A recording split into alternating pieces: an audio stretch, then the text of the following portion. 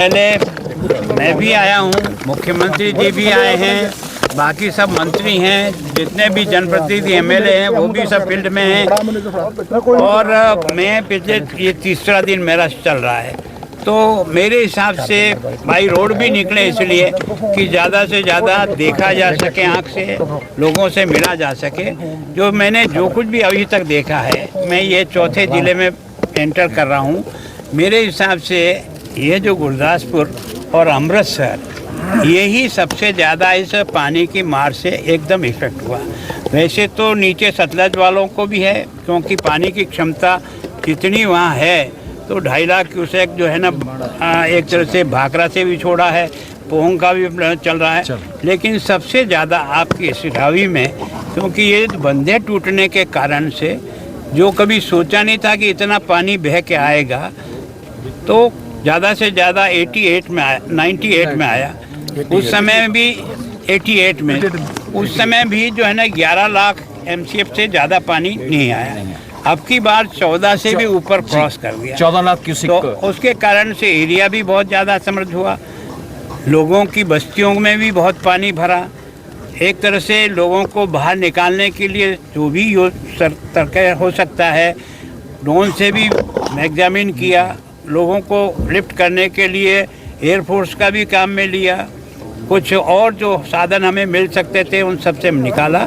भगवान की शुक्र है और आप सब लोगों के भी भगवान में आस्था है कि मानव डेथ जो है ना, वो इस सारे के सारे 12 ज़िले में इतना अधिक फ्लड होने के बाद भी अभी तक 36 कैजुअल्टी लिस्ट पर आई है। हो सकता है कुछ अभी नहीं आई होगी, और पशुधन को भी भारी नुकसान हुआ है।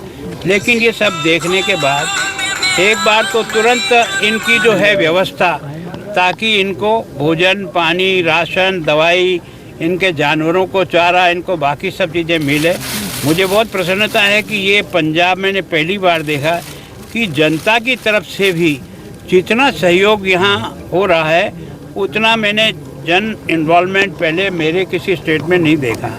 मैं जिस रास्ते से भी गुजर रहा हूँ, लोग जो है ना ट्रैक्टर सामान भर कर के और डिस्ट्रीब्यूट करने के लिए अपने बूथे पर जा रहे हैं। प्रशासन भी मुस्तैदी से काम कर रहा है।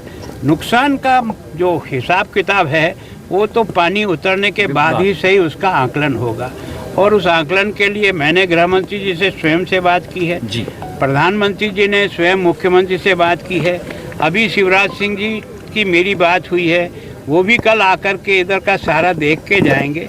और किसान को जो फसल का नुकसान हुआ, मकान का नुकसान हुआ, जानवर का नुकसान हुआ, और भी जो है उसमें ज़्यादा से ज़्यादा कैसे केंद्र की सरकार हमारी मदद करे, ये यहाँ से रिपोर्ट जाने के बाद उनकी टीम भी यहाँ आएगी, सर्वे करेगी, और वो सब मिला कर के अधिक से अधिक जो कुछ दिया जा सकता है वो निश्चित रूप से देंगे।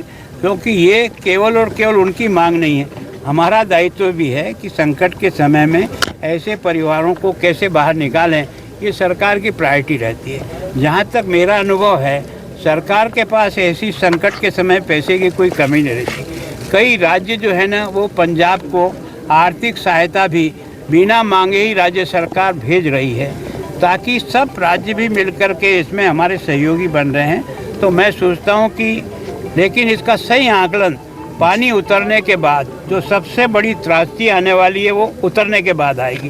कारण क्या है, कई मकान जो डैमेज होंगे, वो जो गिरेंगे, वो बारिश के बाद धूप के आते ही कई मकान निश्चित रूप से, विद्यालय हो सकते हैं, अस्पताल हो सकती है, आंगनवाड़ी हो सकती है। मेरी प्रशासन से निवेदन है कि एक बार सब बिल्डिंगों का इंजीनियर के द्वारा वेरिफिकेशन के बाद ही बच्चों को और इन सरकारी जो बिल्डिंगें हैं उनमें प्रवेश उसके बाद ही दें। जैसे पंजाब सरकार ने 7 तारीख तक छुट्टियां डिक्लेयर कर दी, हम भी चाहते हैं कि पहला वेरीफाई हो जाए, उसके बाद बिल्डिंग में प्रवेश करे, तो नुकसान जनहानि नहीं होगी। पंजाब में 10 दिन हो गए, अभी तक कोई राहत पैकेज की बात नहीं हुई और कोई सार लेने सेंटर से नहीं आया। ऐसा कभी नहीं। एक सेकंड ठहरो यार, मैं भी 40 साल राजनीति में रहा हूँ। हर सरकार के पास आपदा राहत कोष का जो सालाना बजट होता है, वो राज्य सरकार के खाते में, चाहे आपदा आए चाहे नहीं आए, उनके खाते में डाल दी जाती है।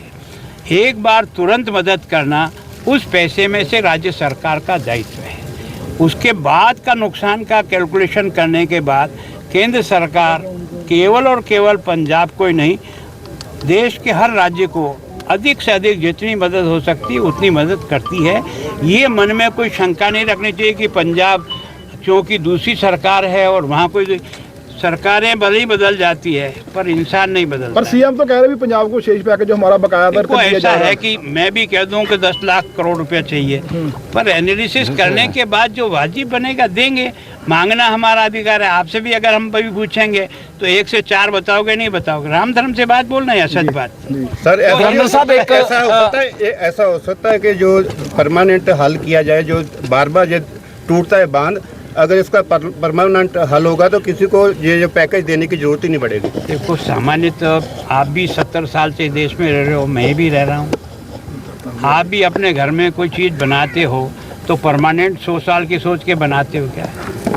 जरूरत के अनुसार बनाते जाते हैं। जैसा संकट आता है उसका मुकाबला उस ढंग से करते हैं। सर जो दूसरी बात बहुत कमजोर है, जिनकी रिपेयर नहीं हुई, काफी सालों के इसकी रिपेयर नहीं हुई। देखो ये सब चीजें हैं जो आज मांग रहे हो आप, ये जो है ना बहुत पहले आप लोगों को मांगना चाहिए ताकि सरकार की जिम्मेदारी बढ़े। मांग रहे पर